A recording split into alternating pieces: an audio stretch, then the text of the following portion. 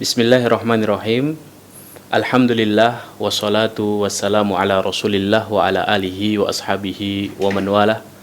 Amma ba'du. Pemirsa yang dimuliakan Allah taala,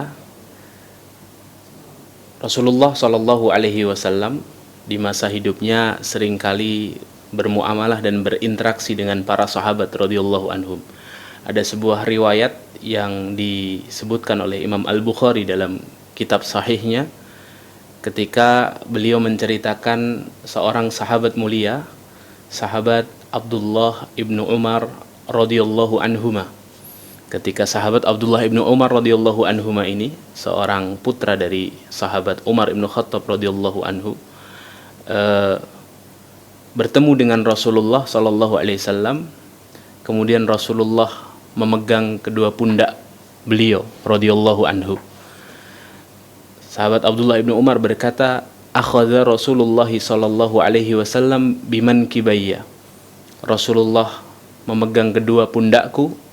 Faqala, seraya Rasulullah sallallahu alaihi wasallam bersabda kepadaku, ya Ibnu Umar, wahai Ibnu Umar, kun fid dunya ka'annaka gharibun au abiru sabilin. Wahai Ibnu Umar, hiduplah di dunia seakan-akan kau adalah orang yang terasing dan seakan-akan kau adalah seorang pengembara. Hadis ini berhenti sampai perkataan tadi itu.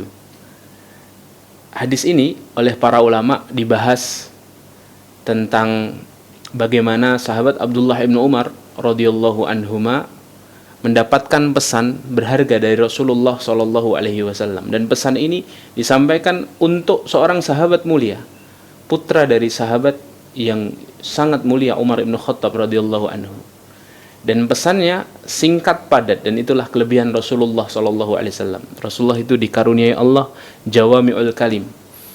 Rasulullah ketika mengucapkan sesuatu kalimatnya pendek tapi mengandung makna dan manfaat serta kebaikan yang sangat banyak. Maka ketika para ulama menjelaskan hadis ini, para ulama mengatakan Rasulullah berpesan kepada sahabat Abdullah ibnu Umar radhiyallahu anhuma.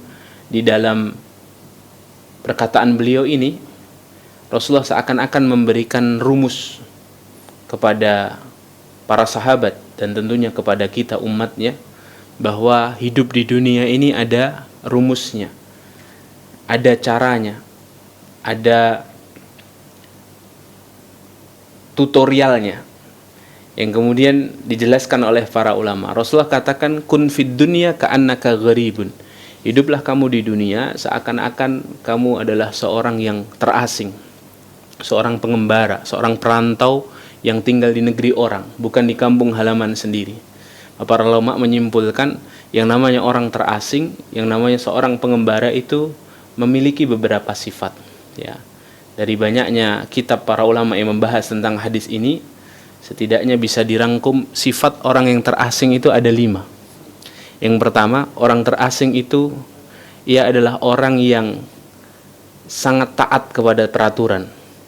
Dia tidak berani neko-neko, dia tidak berani macam-macam di tempat barunya. Dia pasti akan sangat taat pada peraturan karena itu bukan wilayahnya. Dia baru datang di negeri orang, dia tidak akan mungkin seenaknya sendiri. Maka sama, seorang hamba hidup di dunia ini, rumus pertamanya harus senantiasa taat. Taat di segala saat.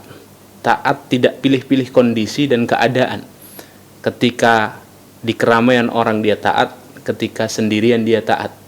Ketika dia sehat taat, ketika dia sakit taat. Ketika hartanya banyak taat, ketika dia dalam keadaan fakir pun dia taat. Maka seorang yang terasing itu orang yang selalu taat kepada Allah Subhanahu wa ta'ala. Ini sifat yang pertama.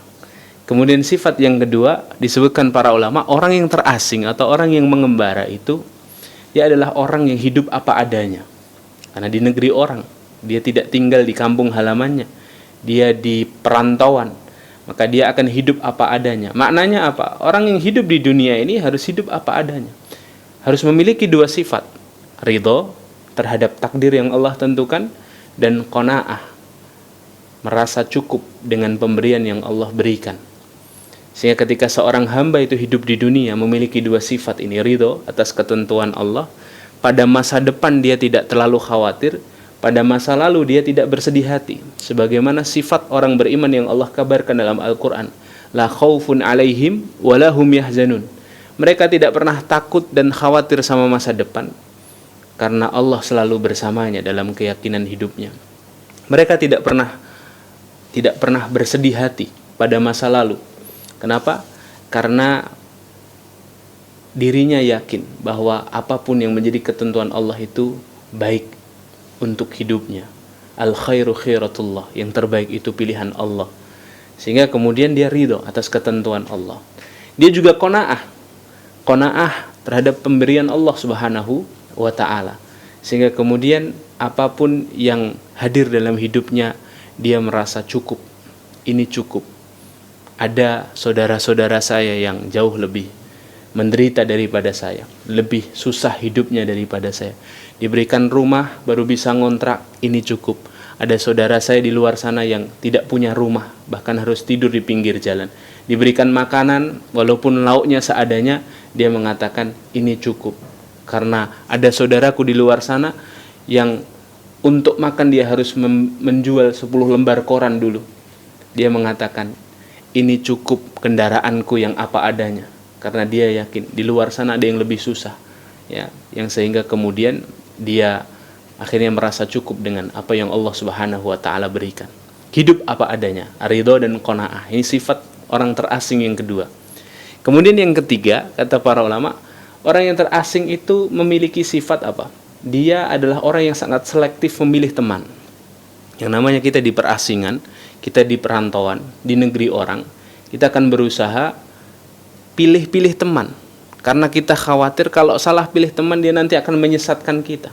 Sedangkan ketika kita benar dalam memilih teman, maka dia akan menjaga kita, dia akan mengingatkan kita, dia akan mengajak kita kepada kebaikan. Kalau kita susah, dia akan menolong kita. Kalau kita senang, dia akan bersyukur dan tidak hasad kepada kita. Maka sama, rumus hidup di dunia itu yang ketiga adalah pintar-pintar kita harus memilih teman-teman yang salih, lingkungan yang baik, lingkungan yang menjadikan kita selalu taat kepada Allah, bukan lingkungan yang menjadikan kita jauh dari Allah Subhanahu wa ta'ala. Kemudian yang keempat, sifat yang keempat, kata para ulama, orang terasing itu dia harus juga sering-sering berhenti sejenak. Yang namanya kita dalam perjalanan di negeri orang itu perlu yang namanya berhenti, menghela nafas, mampir sejenak, ya. Kemudian sekedar mengisi bensin, sekedar mengecek roda dan ban kita, sekedar melihat mobil kita ini mobil yang layak untuk melanjutkan perjalanan atau tidak, atau sekedar masuk ke rest area untuk berwudu dan buang hajat, kemudian membeli minuman atau makanan kecil, ya. Sama dengan orang yang hidup di dunia ini, perlu ada pemberhentian, perlu ada muhasabah, perlu ada introspeksi diri dari setiap amalan yang kita lakukan dan dosa serta kesalahan yang kita khilaf kerjakan. Sehingga kemudian ketika seorang hamba itu sering bermuhasabah, maka grafik perbaikan dirinya menaik, tidak menurun, tapi selalu baik. Prinsip hidupnya hari ini harus lebih baik daripada kemarin, hari esok harus lebih baik daripada hari ini. Orang-orang yang gemar dan rutin bermuhasabah, pasti Allah akan berikan taufik dan barokah dalam hidupnya. Karena 24 jamnya pasti akan sangat berkualitas dan dia sangat berhati-hati dalam melakukan tindak tanduk perbuatan. Lalu yang kelima, sifat orang yang terasing, barakallahu fikum. Yang kelima, orang terasing atau seorang perantau, seorang pengembara itu, dia sadar betul bahwa suatu hari dia akan pulang. Sehingga kalau dia sadar bahwa suatu hari dia akan pulang, dia akan mencari bekal sebanyak-banyaknya untuk perjalanan pulang, untuk memberikan sesuatu orang yang menantinya di rumah. Sama dengan kita, hadirin, bahwa kita ini di dunia ini suatu hari kita akan pulang. Kita butuh banyak bekal untuk mempersembahkan yang terbaik. Orang yang ada atau siapapun yang ada yang menanti kita di kampung akhirat nanti, ya. Maka kemudian kalau kita sadar bahwa kita ini adalah seorang pengembara dan seorang yang terasing, maka kita harus memahami 5 sifat ini, harus senantiasa ada dalam kehidupan kita agar Allah Subhanahu wa taala merahmati kita. Karena inilah pesan baginda Rasul sallallahu alaihi wasallam untuk sahabat Abdullah ibnu Umar, dan tentunya pesan ini tidak hanya untuk sahabat Abdullah ibnu Umar radhiyallahu anhuma, tapi untuk kita semuanya umatnya. Satu, tetap taat, jangan maksiat. Yang kedua, hidup apa adanya, ridho atas ketentuan, qanaah atas pemberian. Kemudian yang ketiga, selektif memilih teman-teman yang salih. Kemudian yang keempat, pastikan bahwa dalam perjalanan kita butuh pemberhentian. Berhenti sejenak, muhasabah, menghitung amal, kemudian memohon keistiqomahan, menghitung dosa, kemudian memohon ampunan. Rabbana taqabbal minna innaka antas samiul alim wa tub alaina innaka antat tawwabur rahim. Doanya Nabi Ibrahim ketika selesai membangun Ka'bah, ya Allah, terima amalanku ini dan ampuni dosa-dosaku, terima taubatku. Kemudian yang terakhir, yaitu seorang pengembara atau seorang yang hidup di dunia ini, dia sadar bahwa suatu hari dia akan pulang, dan kalau suatu hari dia akan pulang, dia akan mencari bekal sebaik-baiknya dan sebanyak-banyaknya untuk yang ada di rumah. Barakallahu fikum, semoga sedikit ini bermanfaat untuk Al-Fakir dan untuk pemirsa yang dimuliakan Allah. Assalamualaikum warahmatullahi wabarakatuh.